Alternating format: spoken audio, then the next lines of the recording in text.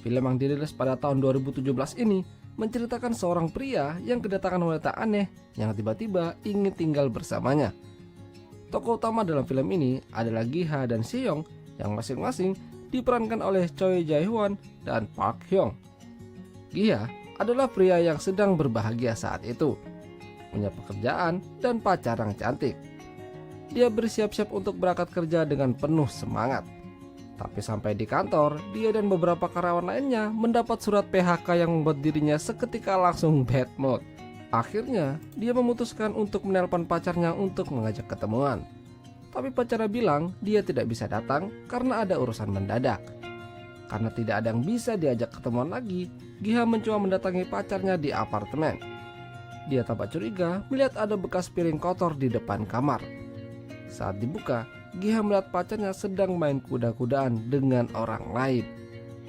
Hari itu, dia benar-benar ketiban sial. Gi-ha kembali ke kosnya sambil mewek di ranjang. Tak lama, temannya bernama Dong-chol datang dan mengagetkannya.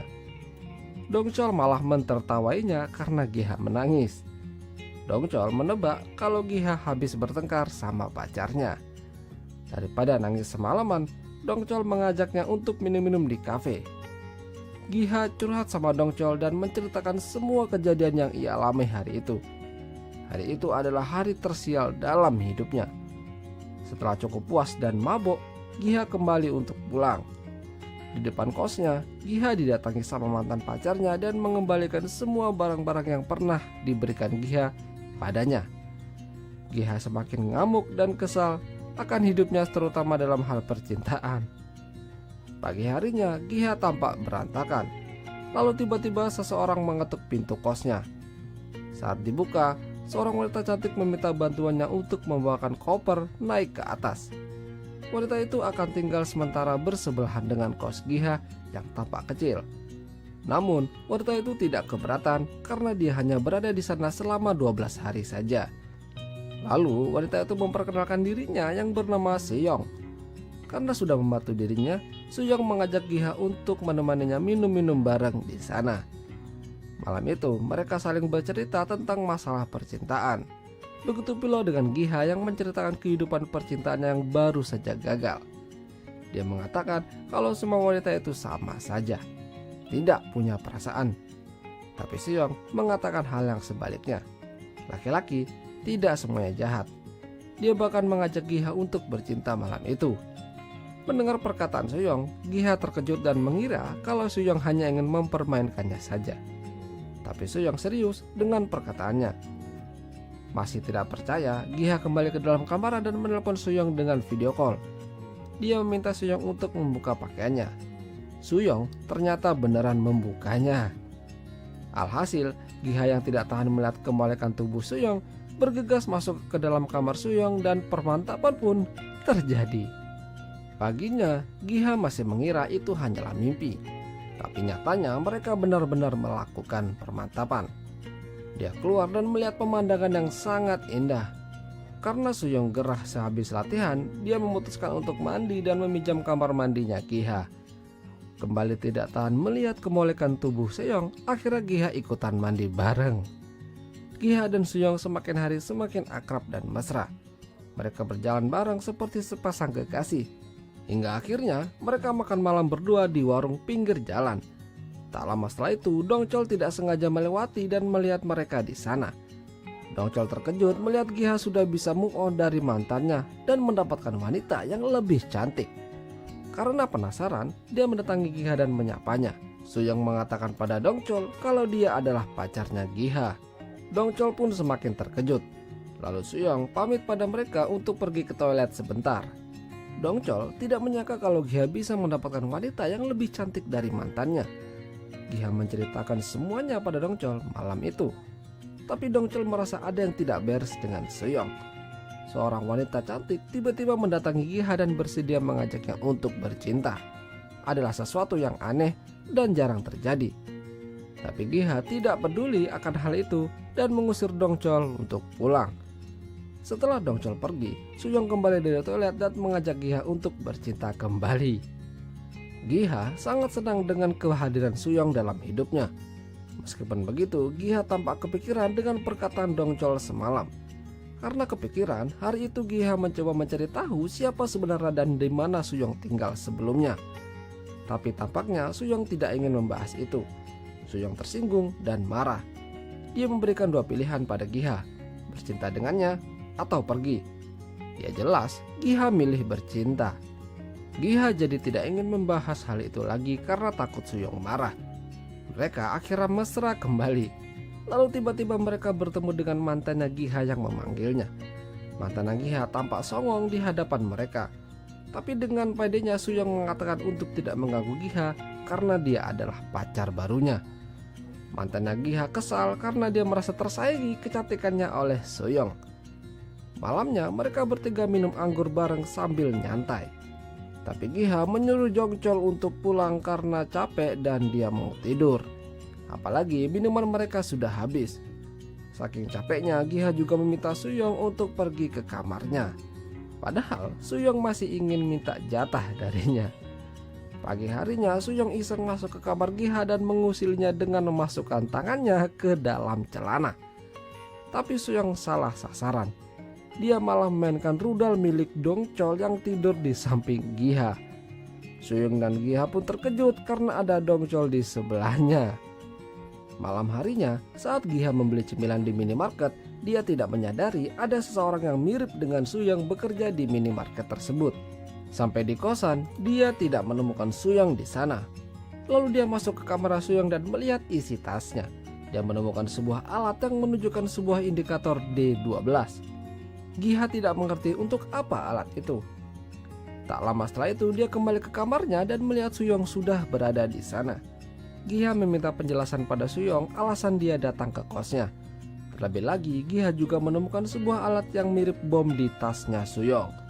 Suyong dengan pasrah mengatakan kalau dia dari masa depan. Namun tidak ada yang percaya dengan perkataan Suyong, termasuk Dongchol yang menguping. Giha semakin kesal karena mengira Suyong sedang bercanda dengannya. Jengkel dan kesal, akhirnya Giha memutuskan untuk pergi keluar menenangkan pikiran. Dongchol yang belat itu diam-diam mengambil kesempatan untuk bisa mengajak Suyong pergi berduaan sambil minum-minum. Dengan maksud membuat Suyong teler dan diajak ke penginapan. Tapi saat Dongchol mencoba untuk melepaskan pakaian Suyong, ternyata tidak semudah itu. Dia malah kena gampar dan tepar di lantai. Sementara Giha yang teler juga dibawa ke penginapan oleh mantannya untuk diajak WW. Tapi dia tersadar dan cepat-cepat pergi dari sana. Lalu dia juga melihat Suyong keluar dari kamar di penginapan yang sama. Giha terkejut dan semakin kesal dengan Suyong. Dia mengatakan kalau perempuan semuanya sama saja. Suyong sedih karena dikata-katain dan akhirnya pergi. Ternyata Giha menyesal dengan apa yang diucapkannya. Dia memohon dan meminta maaf dari luar kamar kos Suyong. Suyong akhirnya luluh dan keluar menemui Giha. Giha berjanji tidak akan melukai hatinya lagi. Demi menebus kesalahannya, dia mengajak Suyong liburan berdua, berenang dan membuka kamar hotel untuk melakukan perbantapan. Mereka foto-foto untuk dijadikan kenangan. Tapi tiba-tiba seseorang menelponnya. Dia adalah Jinso, mantan terdahulunya Giha. Dia hanya ingin bertemu dengan Giha dan menawarkan sebuah pekerjaan padanya. Karena kebetulan Giha sangat butuh kerjaan, dia sangat tertarik. Tapi ada syaratnya. Giha harus mau diajak mantap-mantap oleh Jinso. Karena dia akan memberikan posisi kerjaan yang bagus nantinya. Giha semakin pusing dan bingung menanggapi permintaan Jinso. Giha sempat ingin menolak permintaan Jinso dan mencari pekerjaan lain. Tapi Suyong mengetahui itu dan menyuruh Giha untuk datang ke kantor Jinso malam ini. Untuk memastikan semua berjalan lancar, Suyong meminta Jinso memberikan cap jempol pada selembar kertas yang tampak seperti perjanjian. Dengan entengnya Jinso memberikan cap jempolnya, begitu juga dengan Giha. Karena tidak ingin Giha dimiliki orang lain, akhirnya Suyong juga ikutan bercinta dengan mereka bertiga. Tapi Jinso tidak puas dan mendorong Giha hingga terjatuh. Giha akhirnya membatalkan perjanjian itu dan pergi bersama Suyong. Namun Suyong meminta Giha untuk kembali supaya bisa dapat pekerjaan. Mereka kembali bertengkar di sana. Giha pulang sendirian dan tak sengaja melihat Suyong keluar dari minimarket sambil menariknya. Tapi sepertinya Suyong yang ini tampak tidak mengenali Giha dan mengatakan kalau dia salah orang. Giha merasa bingung dan pulang. Sampai di sana dia melihat Suyong sudah menunggunya membawakan minuman. Suyong mengajak Giha untuk pergi ke suatu tempat karena ada hal yang ingin dia bicarakan. Dia menjelaskan semua tujuan dan maksud mendatangi Giha selama ini. Dia benar-benar berasal dari masa depan. Alat yang seperti bom itu adalah indikator waktu yang menunjukkan sisa waktu Suyong di dunia ini. Di masa depan, Suyong adalah pelajar yang bekerja di minimarket. Begitu juga dengan Giha. Giha sangat suka membantu Suyong dalam bekerja. Dia selalu melindunginya dan membuat Suyong nyaman. Sampai akhirnya Suyong memutuskan ingin pindah kota. Giha yang mengetahui itu mencoba mengejar Suyong dan tidak sengaja tertabrak kendaraan yang melintas. Suyong sangat sedih melihat Giha yang dilarikan ke rumah sakit. Hingga akhirnya seseorang memberikan alat itu untuk kembali ke masa lalu demi bisa menghabiskan waktu dengan Giha yang sekarang. Jadi Suyong yang di minimarket yang dilihat Giha itu adalah Suyong yang belum mengenal Giha. Giha semakin sedih mendengar cerita Suyong. Mengapa harus dirinya yang Suyong cintai? Karena Giha berbeda dengan kebanyakan pria. Dia sangat tulus jika mencintai seseorang. Paginya Giha terbangun dan melihat kamar kos Suyong sudah kosong. Dia menelpon Suyong tapi tidak ada jawaban. Dia mendatangi minimarket dan melihat Suyong masa kini di sana. Tapi Giha tidak berani mendekat dan kembali pulang. Dengan perasaan sedih dia melihat Suyong berdiri di depan kosnya. Suyong punya permintaan sebelum dia kembali ke masa depan. Suyong ingin bercinta dengannya untuk terakhir kali. Esoknya Giha mendatangi minimarket dan menanyakan keberadaan Suyong di sana. Tapi salah satu karyawan mengatakan tidak ada staf yang bernama Suyong. Hari-hari telah berlalu. Kini Giha bekerja di sebuah pergudangan. Hingga akhirnya ada seorang staf baru, seorang wanita yang ternyata adalah Suyong. Giha terkejut tapi merasa senang. Dia membantu Suyong mengambilkan minuman untuknya. Suyong pun juga merasa senang berada di dekat Giha. Setelah itu Giha dipanggil oleh temannya di seberang jalan untuk bekerja kembali.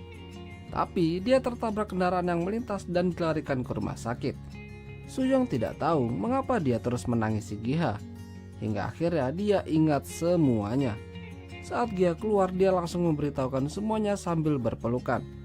Dari kejauhan Giha dari masa depan menangis sambil tersenyum melihat mereka.